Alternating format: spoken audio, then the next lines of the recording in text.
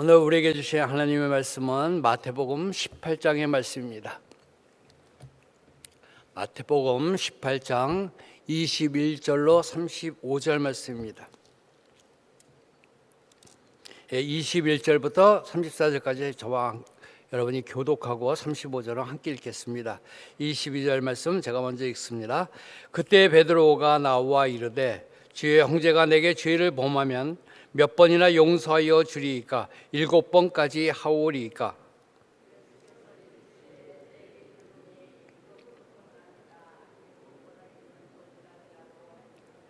그러므로 천국은 그 종들과 결산하려 하던 어떤 임금과 같으니 갚을 것이 없는지라 주인이 명하여 그 몸과 아내와 자식들과 모든 소유를 다 팔아 갚게 하라 하니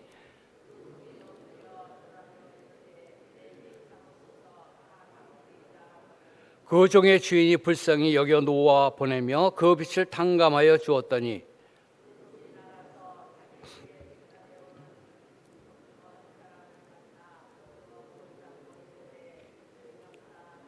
그 동료가 엎드려 간구하여 이르되 나에게 참아 주소서 갚으리이다 하되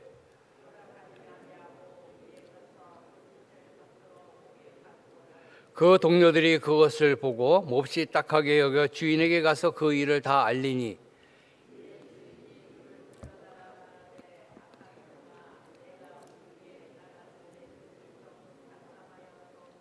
내가 너를 불쌍히 여긴과 같이 너도 네 동료를 불쌍히 여김이 마땅하지 아니하냐 하고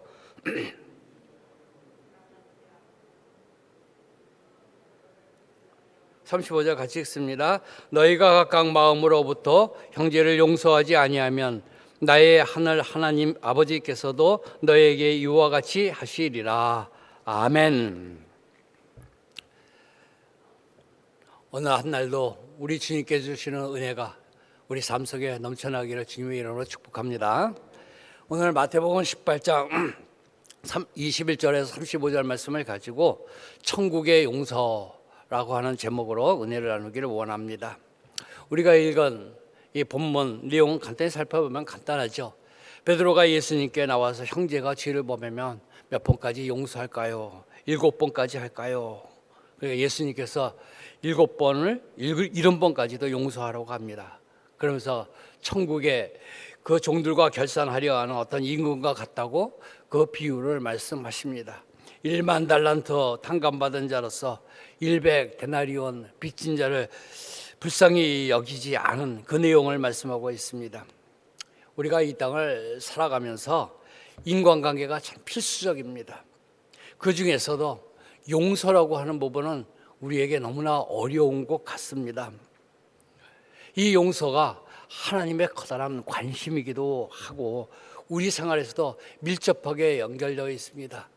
어떤 사람은 용서하지 못해서 가슴에 상처를 안고 그 상처가 자기의 몸을 해하게 되고 그걸로 인해서 힘들어하고 평생을 고생하다가 이 세상을 마감하는 사람도 많이 있습니다. 오늘 본문을 통해서 천국의 용서가 어떤 것인가 우리가 살펴보고 기도 제목으로 삼고자 합니다. 첫 번째로는 천국의 용서는 한계가 없는 용서라고 하는 것입니다. 한계가 없습니다. 무한합니다. 그리고 완전한 것입니다. 본문은 베드로의 질문으로 시작하고 있습니다. 질문이 그 용서의 한계를 이야기하고 있습니다. 주여 형제가 내게 죄를 범하면 몇 번이나 용서하여 주리이까 7번까지 하여 줄까요? 이렇게 묻습니다. 그 당시에 랍비들이 유대인들에게 교훈하는 내용은 용서는 3번까지 하라. 그런데 예수님의 교훈과 행동을 이렇게 살펴보고 함께했던 베드로가 생각하니까 예수님은 모든 것에 랍비들보다 더 큰 것 같아요. 그래서 용서의 한계도 큰 것 같아서 7번까지 해야 되지 않습니까? 라고 묻습니다. 아마 베드로의 용서의 최대 수치 완전수인 7이었던 것 같습니다. 그러나 예수님의 생각은 달랐습니다. 상상을 초월하는 것이었습니다. 예수님은 7번을 70번까지 용서하라고 하십니다. 숫자적으로는 몇 번입니까? 490번입니다. 이, 이 490번이라고 하는 거, 이 숫자가 의미하는 것이 무엇인가? 학자들은 무한대라고 해석하고 있습니다. 왜냐하면 우리가 나에게 잘못한 사람, 나를 힘들게 했던 사람을 용서하되 한 번, 두 번, 세 번, 네 번 이렇게 셀 수 있습니다. 내가 5번 용서했어, 내가 6번 용서했어 할 수 있지만 10번이 넘어가기 시작하면 그 횟수를 쉬기가 어렵습니다. 특히 100번 셀 수가 없는 숫자죠. 그 한계는 490번이라는 수에 끝났던 것이 아니라 한계가 없이 무한대로 용서하라고 하는 말씀입니다. 이 말씀에 보면 이 빚진 자라고 하는 빚에 대해서 나옵니다.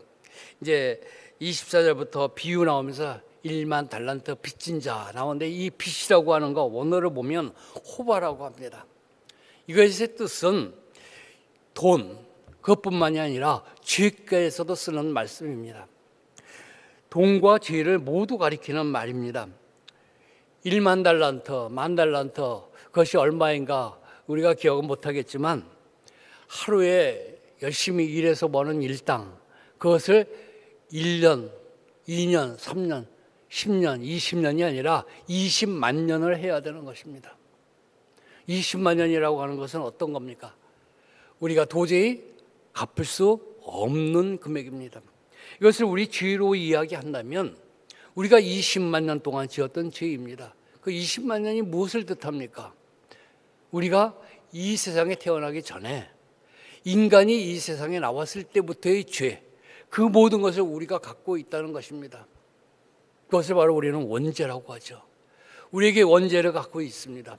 이 모든 것을 갖고 있고, 그래서 하나님을 거역하고 하나님 불순종하고, 그리고 반역했고, 내 소견에 옳은 대로 행했고, 자신이 주인 노릇했고, 이웃을 사랑하라고 하는 하나님이 뜻하는 거리가 먼 이기심과 교만으로 가득 차서 다시금 어떤 수단과 방법으로도 아버지께 나아갈 수 없는 상태가 된 그 죄가 바로 우리의 원죄입니다.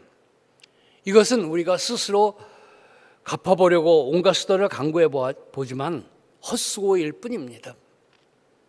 임금 대신 하나님은 스스로 해결할 수 없는 이 10,000달란트 빚진 자를 불렀습니다. 오늘 말씀에 보면 24절에 결산할 때에 10,000달란트 빚진 자 하나를 데려왔다고 합니다. 우리도 원죄를 지고 있었습니다. 하나님께서 우리를 데려오셨습니다. 교회로 데려오셨습니다. 왜 데려오셨을까? 우리의 원죄를 용서해 주시기 위해서였습니다. 우리가 하나님 앞에 나왔습니다. 하나님께 나왔을 때에 우리는 우리 마음을 우리 하나님 앞에 드릴 수 있어야 됩니다. 내 죄를 아느냐? 내 죄를 나에게 갚으라 할 때에 오늘 종이 말합니다. 26절에 보면 그 종이 엎드려 절하며 이르되 내게 참으소서 다 갚으리이다. 하나님, 내가 죄를 졌습니다. 그렇지만 이 죄 나에게서 떠나는 삶을 살겠습니다. 이러한 고백을 할 때에 우리 임금께서는 완전하게 그를 탕감해 주었다고 성경은 말하고 있습니다. 우리가 하나님께서 불러주셔서 교회에 나왔습니다. 교회에 나와서 하나님 앞에 나는 죄인입니다. 그러나 이 죄를 이제는 다시 짓지 않겠습니다 하는 마음을 가질 때 하나님께서는 우리의 원죄뿐만이 아니라 지금 지우고 있는 죄까지도 탕감해 주시는 분이십니다. 그 죄가 얼마나 큰지 묻지 않습니다. 한계가 없는 용서를 해주시는 하나님이십니다. 하나님께서는 우리를 불쌍히 여기셔서 우리의 빚, 우리의 죄를 대신 갚아주시기 위하여 스스로 이 땅에 오시고 대속의 피를 흘려주시고 대속의 은혜를 우리에게 주셨기 때문에 이 빚과 죄에서 해방된 것입니다. 우리의 모든 소유, 우리의 모든 능력, 모든 것을 일평생 갚아도 갚을 수 없는 천국의 한계 없는 용서와 그 사랑의 은혜를 입은 자라는 사실 여러분이 잊지 마시고 살아가 우리 하나님께 주시는 그 은혜 가운데 날마다 영위하며 살아가는 우리 모두가 되기를 주님의 이름으로 축원합니다. 두 번째는 천국의 용서는 하나님의 용서하심을 체감해야지 가능한 용서입니다. 하나님의 용서하심을 내 스스로 체감하고 있느냐, 체감하지 못하고 있느냐의 문제입니다. 20만 년 걸려야 벌 수 있는 그 많은 빚을 진 자, 그 자가 살아가는 동안에 자기에게 또 빚진 자를 하나 만납니다. 그 빚은 100달란트, 100데나리온, 다시 말해서 3개월 정도 일하면 갚을 수 있는 돈이었습니다. 그 돈을 갚으라고 하고 그 갚지를 못한다고 하니까 옥에 가두었습니다. 이러면 동료들이 안타까워서 그 임금에게 가서 알립니다. 그래서 주인은 그를 불러다가 악한 종이라고 하면서 자신이 탕감받은 긍휼을 기억하지 않고 감안하지도 않고 자신도 동료를 불쌍히 여기는 것이 마땅한 것인데 그러지 못했다고 말하면서 그 빚을 다시 다 갚도록 옥졸에게 넘겼다고 말하고 있습니다. 26절에서 말씀드렸죠. 내게 참으소서 다 갚으리이다 라고 한 말, 그 말이 실현 불가능한 약속이었다는 것이죠. 그에게는 그 순간을 모면하려는 장담에 불과했던 것입니다. 왜냐하면 그가 자기에게 100데나리온 그 빚진 자를 만났을 때 하는 행동을 보면 알 수가 있습니다. 그도 똑같이 말했습니다. 100데나리온 그 빚진 자가 하는 말이 29절입니다. 나에게 참아주셔서 갚으리이다. 동일한 말을 했습니다. 그러나 그 동일한 말을 믿지 않았습니다. 왜입니까? 본인이 했던 말이 거짓이었기 때문이겠죠. 우리 하나님 앞에 나오면서 우리도 그런 모습이 있습니다. 하나님, 내가 믿습니다. 내가 믿습니다. 라고 하지만 내 스스로 내 몸 속에서 진정으로 우러나오는 그런 고백이 아니라 내 입술로 하는 고백. 남이 듣기 좋은 말, 남에게 감화시킬 수 있는 말이라고 생각하는 것을 했던 그 종이었습니다. 그래도 그 임금은 그 말을 받아들였습니다. 그러나 그 진심은 언젠가 드러나게 되는 것입니다. 그래서 주인께서는 말을 합니다. 10,000달란트 탕감받은 종에게 말합니다. 악한 종이다. 우리의 죄에 대해서, 그의 죄에 대해서, 그의 빚에 대해서 한계가 없는 용서를 해주셨던 그 분께서 그분의 은혜를 몸소 체험하지 못하고 그걸 체감하지 못한다면 우리도 비슷할 것입니다. 악한 종, 그 주인이 노하여 그 빚을 다 갚도록 그를 옥졸에게 다시 넘겨주었습니다. 천국의 용서는 하나님의 용서하심을 내 몸 스스로 체감하고 내 깊은 곳에서 느낄 때에 가능한 것입니다. 그저 남들이 보니까 그런 내용이 아니라 내 깊은 곳에서 내가 은혜를 받았구나, 내가 용서함을 받았구나, 나는 용서해 주신 그분을 위해서 살아야 되겠다 하는 마음이 들 때에 다른 사람의 그 가벼운 죄들은 모두가 용서할 수 있는 것입니다. 하나님의 용서하심을 몸으로 체험하시고 체감하시고 매일의 삶 속에서 그 용서에 감사가 넘칠 때에 주님의 용서와 은혜가 더욱더 넘치게 될 줄로 믿습니다.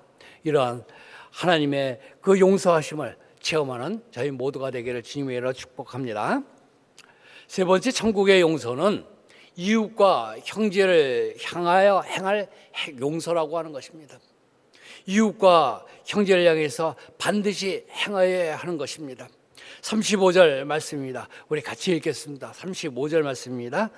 너희가 각각 마음으로부터 형제를 용서하지 아니하면 나의 하늘 아버지께서도 너희에게 이와 같이 하시리라. 아멘. 우리가 말씀한 대로 용서한다고 하면서 마음의 중심에서는 용서하는 경우는 사실 쉽지가 않습니다.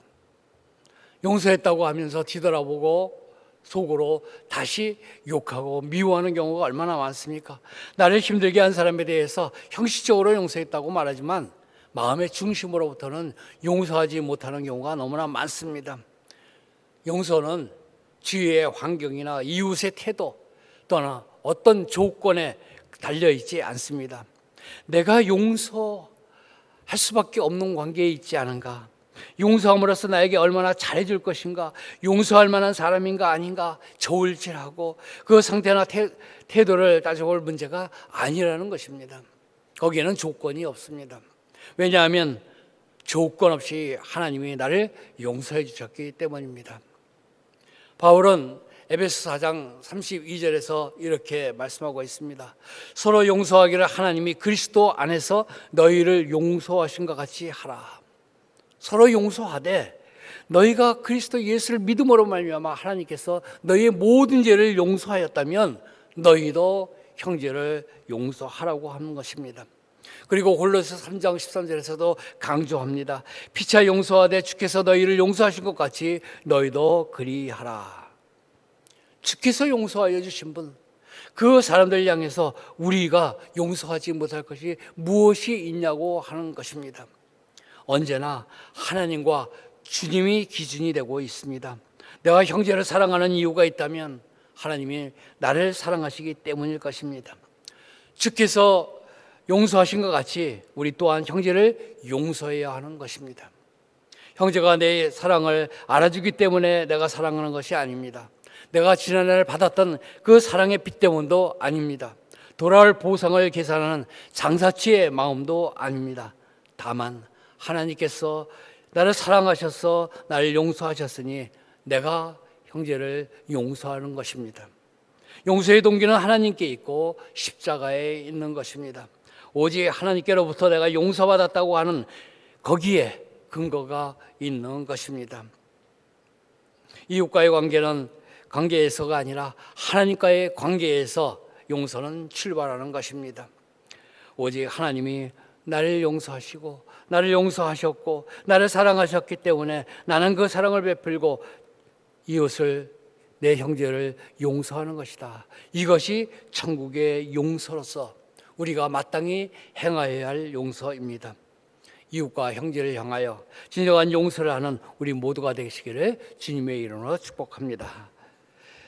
오늘 말씀 그 천국의 용서, 첫 번째는 한계가 없는 용서입니다. 그리고 그 용서는 성도가 체험해야 가능한 용서입니다. 그리고 마땅히 이웃과 형제를 향하여 행할 용서입니다. 이러한 용서를 행하는 우리 모두가 되기를 주님의 이름으로 축원합니다. 기도하겠습니다. 사랑과 은혜가 많으신 아버지 하나님, 오늘도 주님 앞으로 불러주심을 감사합니다. 오늘 천국의 용서에 대해서 우리가 살펴보았고 은혜를 나누었습니다. 그 천국의 용서는 한계가 없는 용서이며 성도로서 하나님의 용서를 체험해야 가능한 용서이며 또 마땅히 이웃과 형제를 향하여 행할 용서인 것입니다. 이러한 용서를 행함으로 말미암아 하나님이 기뻐하시는 삶, 하나님이 인정하는 삶, 하나님의 사랑을 받은 사람으로서의 살아가는 삶을 살도록 은혜 베풀어 주시옵소서. 오늘 한 날도 우리 주님 앞에 나왔습니다. 한 달 시작하는 이 첫 시간을 주님 앞에 드리는 그 마음들을 우리 주님께서 받아주시고 그 삶 속에서 하나님의 은혜가 넘치게 하여 주시옵소서. 별이 빈손으로 나오지 않고 주님 앞에 드린 예물 드린 손길들도 있습니다. 아버지 하나님, 그 예물에 담긴 그의 마음을 보시고 그 삶 속에서 하나님의 은혜가 풍성하도록 넘치도록 넘게 하여 주시옵소서. 오늘도 우리 주님 앞에 우리의 입술을 열 때에 주님께서 응답하여 주실 줄 믿사옵고 예수님의 이름으로 기도하옵나이다. 아멘.